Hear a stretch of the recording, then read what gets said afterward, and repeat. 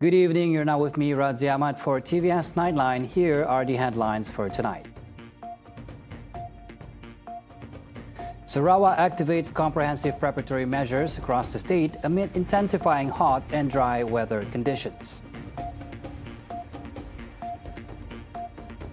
Prime Minister Datuk Sri Anwar Ibrahim says the unity government has significantly reduced the country's new borrowings.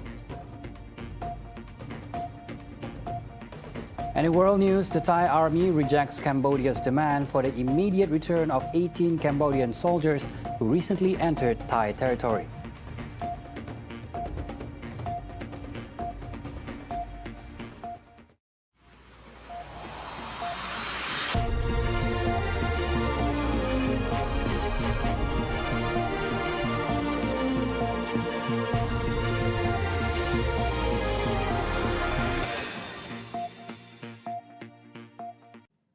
Sarawak is activating comprehensive preparatory measures across the state amid intensifying hot and dry weather conditions that have resulted in fires and disruptions to clean water supply.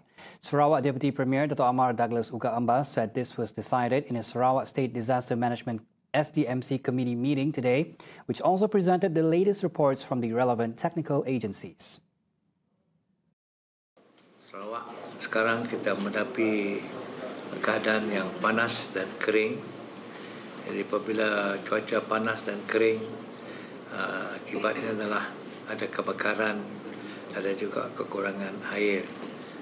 Jadi ini hari kita dapat bincang dan kita dapat maklum di briefing from Jabatan Meteorologi Malaysia, Jabatan Pengairan dan Aliran Sarawak, Lembaga Sumber Asli dalam sekitar NRAB, Jabatan Bombon dan Penyelamat Malaysia, Jabatan Bekalan Air Luar Bandar Sarawak dan Kementerian Kebajikan Welfare Department Negeri Sarawak. Uga added that in the past few days, multiple fires were reported in Kuala Baram, Muka, Marudi and Kota Semarahan, with the Muka fire alone burning through 56 hectares. The SDMC chairman also said that 220 hotspots have been identified across Sarawak and that the NRB has deployed drones to step up monitoring of fires.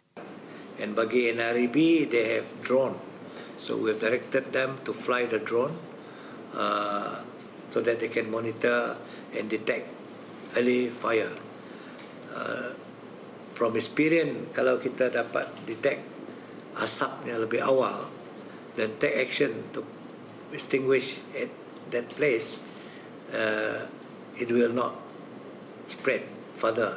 To control the situation, he said NREB had revoked all open burning permits in plantations 2 weeks ago and is now enforcing a total ban on open burning. He is also urging all companies and plantation operators to immediately stop any burning activities while calling on the public to report violations to the authorities. Landowner also advised to be vigilant to make sure there's no fire. If there is, they must take action and report. And bagi public, we appeal to them not to do open burning. And should they detect any hotspot, they should report to NRB or to resident office immediately. In the meantime, Sarawak is assessing the possibility of using cloud seeding as a measure to address the prolonged hot and dry weather. However, Uga said any cloud seeding operation will be subject to suitable atmospheric conditions. We will look at all the options. Apa action yang kita dapat buat untuk mengurangkan kesan, because cloud seeding is not simple. You have to have a cloud. Kita moisture di atas. Kita boleh bubuh garam tu tanpa ini moisture. Otherwise yang jatuh garam, not the rain. On water reserves at treatment plants, Uga said most sources remain stable except for the glucose plant in Lawas, which has dropped to critical levels. To date, his office has received 675 applications for clean water supply across Sarawak, affecting about 15,000 families, with Miri recording the highest number of requests. Uga assured that SDMC had instructed the Sarawak Rural Water Supply Department to monitor the ongoing water situation. July 31st is a profoundly meaningful date, marked each year to honor the sacrifices of national heroes who fought to defend the nation's sovereignty. Sarawak Premier Dato' Patinggi Tan Sri Abang Joritun Openg said Warriors Day is also a meaningful opportunity to cultivate and deepen patriotic values among the younger generation. Abang Johari conveyed these sentiments in a speech read by Deputy Premier Dato' Amar Douglas Ukahambas during the 2025 Sarawak Heroes Day gathering at the Heroes Monument in the Cultural Park today. Simboliknya, Hari Pahlawan boleh diartikan dengan hari peringatan, memperingati pahlawan yang telah berkorban dalam mempertahankan kedaulatan negara dalam sebarang ancaman.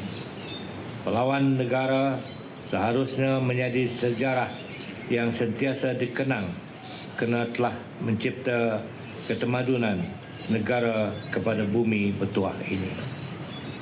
Perjuangan mereka sama ada di era sebelum merdeka maupun pasca merdeka terus menjadi titik tolak bagi permulaan dalam kandungan sejarah negara. A solemn atmosphere surrounded the Heroes Monument as early as 6 a.m. with the sound of the bugle echoing in tribute to fallen heroes who sacrificed their lives for the nation. The ceremony, organized by the Sarawak government, was attended by over 300 national servicemen, including veterans and retired members of the Malaysian Armed Forces and Royal Malaysia Police from across the state. Sarawak Premier Abang Johari has been invited to attend the Pahang Heritage Festival set to kick off on August 31st. Pahang State Museum Director Dato' Ahmad Farid Abdul Jalal said the festival, which will be held in Pekan, will mainly feature craft exhibitions. Tapi dalam masa sama peranan kita sebagai museum tu kita tak ketepikan.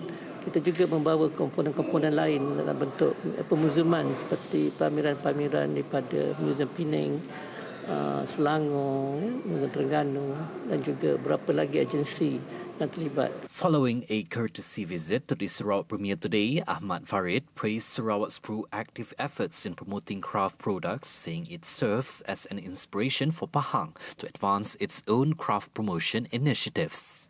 Sokongan daripada kerajaan kepada industri craft sangat luar biasa di Sarawak, saya fikir. Dan dia telah menunjukkan ada titi yang cukup kuat kepada negeri Sarawak. Dan saya rasa ini patut diikuti oleh negeri-negeri lain di Semenanjung untuk kita meletakkan craft atau keutamaan kepada industri craft agar dia menjadi satu lambang identiti bagi setiap negeri. In other news, Prime Minister Dato' Sri Anwar Ibrahim said the unity government has significantly reduced the country's new borrowings, bringing it down from 99 billion ringgit in 2022 to 77 billion ringgit last year. During the tabling of the 13th Malaysia Plan in Parliament today, Anwar said that this achievement is the result of the government's strong commitment to controlling the deficit and strengthening the nation's financial position through a bold yet cautious approach. Mana kita turunkan komitmen hutang baru, iaitu daripada 2022 99 bilion ringgit. 99 bilion ringgit 2022. Kita turun 2023 92.6 bilion ringgit. 2024 76.8 bilion ringgit. Ini disebut hutang. Ada yang terkeliru. Hutang jumlah sepenuhnya yang kami warisi termasuk faedah itu mesti dibayar dan itu bertambah. Yang perlu kita lakukan Tuan Yang Dipertua ialah mengurangkan hutang kerajaan dan kita dah kurang daripada 99 ke 77. Alhamdulillah. He added that the national fiscal deficit has also consistently declined from 5.5% in 2022 to 5% in 2023 and further to 4.1% last year. He said the government is targeting 3.8% deficit for this year. Meanwhile, Malaysia's economy is projected to grow between 4.5 and 5.5% during the 13th Malaysia Plan's 5-year period from 2026 and 2030, led by domestic demand. Dato' Sri Anwar Ibrahim also emphasized that the fiscal deficit is expected to gradually decrease to below 3% of gross domestic product. Pendapatan negara kasar per kapita disasarkan meningkat kepada RM77,200 dan dijangka melepasi nilai ambang negara berpendapatan tinggi. Pasaran buruh dijangka bertambah baik dan pampasan pekerja kepada KDNK mencapai 40%. Pengangguran tahap guna tenaga penuh menjelang 2030. Purata inflasi dijangka kekal stabil di lingkungan 2 hingga 3% setahun. He noted that 611 billion ringgit is needed to implement the 13th Malaysia Plan, with 430 billion ringgit coming from government development expenditure. 120 billion is expected to be funded by government-linked companies and investment firms to drive economic growth through direct investments in strategic sectors. Meanwhile, the private sector is projected to chip in around 61 billion ringgit via public-private partnership initiatives.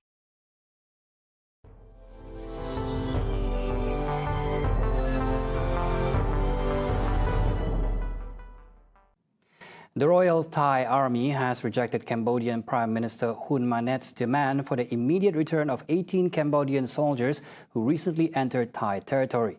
The army said the soldiers must first undergo legal procedures in Thailand before being repatriated. Earlier today, Army spokesperson Major General Wintai Suvari addressed Hun Manet's comments on social media, where the Cambodian leader called for the expedited return of the troops. He clarified that Thai officials had already discussed the issue with Malaysian defense leaders, assuring them that the soldiers would be returned once the legal process is completed. The specifics of the legal proceedings remain unclear, but the Army's position indicates a thorough review of the situation is underway. The Wintai said Thailand's stance reaffirms its commitment to following sovereign laws, even in matters involving neighboring countries.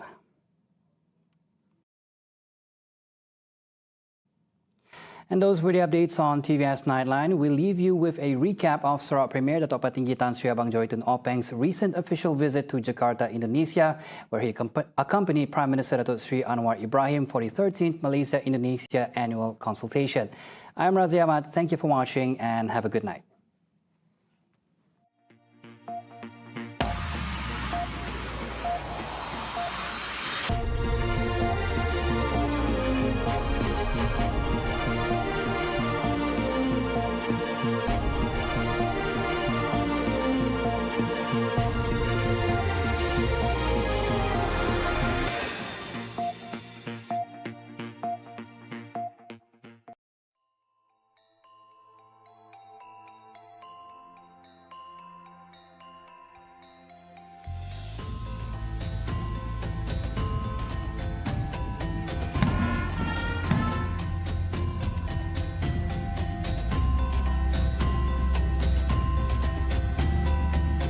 Dan jurukamera Aziz Soleh berada di perkarangan Istana Merdeka Jakarta. Hadir atas undangan Presiden Prabowo Subianto.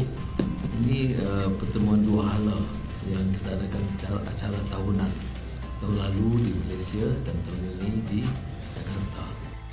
Saya mengucap terima kasih kepada kedua-dua pemimpin negara, iaitu Datuk Seri Anwar Ibrahim dan juga Presiden Prabowo, kerana telah mendapat beberapa persetujuan dari perspektif negeri Sarawak.